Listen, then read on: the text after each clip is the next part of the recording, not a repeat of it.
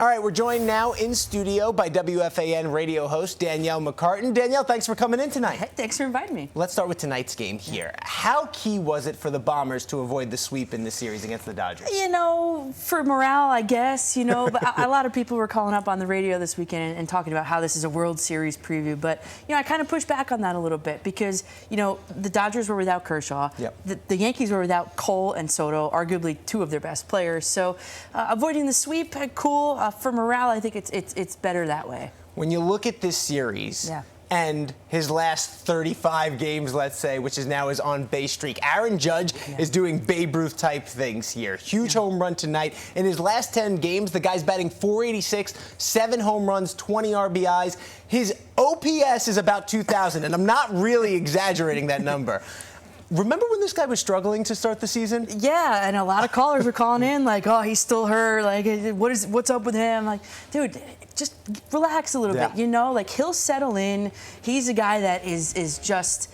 You talk to other players in the clubhouse, and they just are in awe of him and what he can do. And I actually went back and through however many games there are at this point, I compared his MVP season to this season, and the numbers from his MVP season are comparable to this. So he is on a collision course with the AL MVP this year. We're talking about a season when he hit 62 home runs. All right, you say AL MVP. It's going to be interesting to see how it plays out because the second guy for that AL MVP conversation might be his teammate Juan Soto. Of course, no Soto all weekend. Aaron Boone says we could see him in Kansas City over the next few days. But what did we learn about this lineup with Soto not being in it, in your eyes here? Well, what did we learn? Well, the fact that the Yankees are not going to make it to the World Series without Juan Soto in that lineup. He elongates the lineup, 1 through 9. His bat-to-ball skills are fantastic. They're excellent.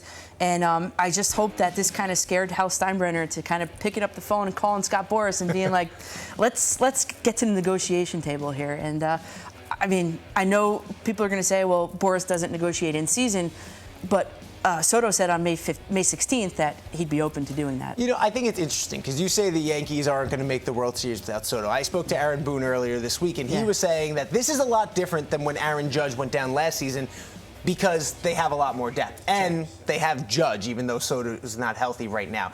You look at what Judge is doing. Do you think he can carry them through this time? And if he can produce these Judgian-type numbers in the postseason, you don't think that'll be enough to carry this Yankee team to a World Series? It always seems to be that the Yankees run into a buzzsaw in the postseason against really good pitching, and the bats kind of go silent. So I think the more bat-to-ball skills kind of guys that are in that lineup, like a Verdugo, like a Soto, it's only going to benefit them long-term. So I think Judge kind of comes up, hit or miss in the postseason. So having Soto in there, we saw the importance of Juan Soto this weekend, and I think the Yankees got a good look at what that would look like if he's not on this roster next year. That being said, Anthony Rizzo didn't play today. Gleyber Torres, I believe, leads second baseman in errors now with 10 on the season. How concerned are you about that side of the infield moving forward? We talked about this last night on WFAN, and I brought up the point, which is more concerning to me? To me, more concerning is Anthony Rizzo. And we know he had the injury history, and I'm wondering if any of those symptoms are still creeping up and affecting his play, because he was batting, at the time of his benching, .034. That is not Anthony Rizzo-like. I'm wondering if there's something else going on. I'm advocating for just a benching of him just so he can collect himself. And they moved DJ LeMahieu there for first base, and that's what I was advocating for. Caitlin Clark making headlines again this weekend after she wasn't named to the U.S. Olympic team that's heading to Paris. Clark said she understands the decision and called it something to work for in the future. Danielle, I know you had a lot to say about this on your show. So why do you think she was snubbed first, and what do you think it means for the WNBA and the women's game? I think there's many layers to Caitlin Clark being snubbed of this honor to play for Team USA. And what does it mean? It means that they're not going to have that many jersey sales. It means they're not going to have that many eyes on the team. They had a chance to captivate a global audience by having Caitlin Clark. We know in the United States what she's capable of. They had a chance to capture a global audience, and they really missed the mark on it. You look at some of the names, though, who did make the team. Diana Taurasi is one, 42 years old, obviously still playing well for Phoenix this season.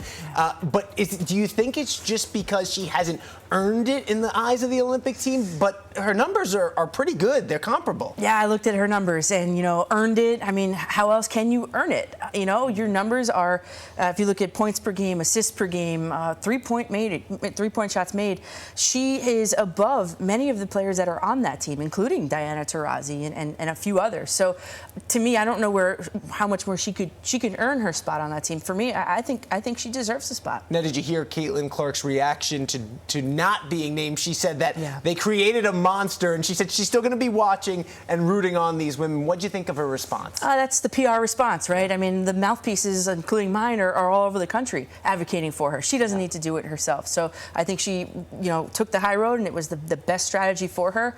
And just, hopefully, I look at some of the players on that did make that roster, and one of them, Chelsea Gray, she hasn't played a single minute yet this season. So maybe there is a backdoor way for Caitlin Clark to get onto this roster after all. I think you're right, though. Eyeballs and attention. You can't say Caitlin Clark without getting people to look up right now. Right. Danielle, thank you so much for the time. You can check her out on WFAN on the weekends. Thanks for stopping by tonight. Yeah, thanks for having me.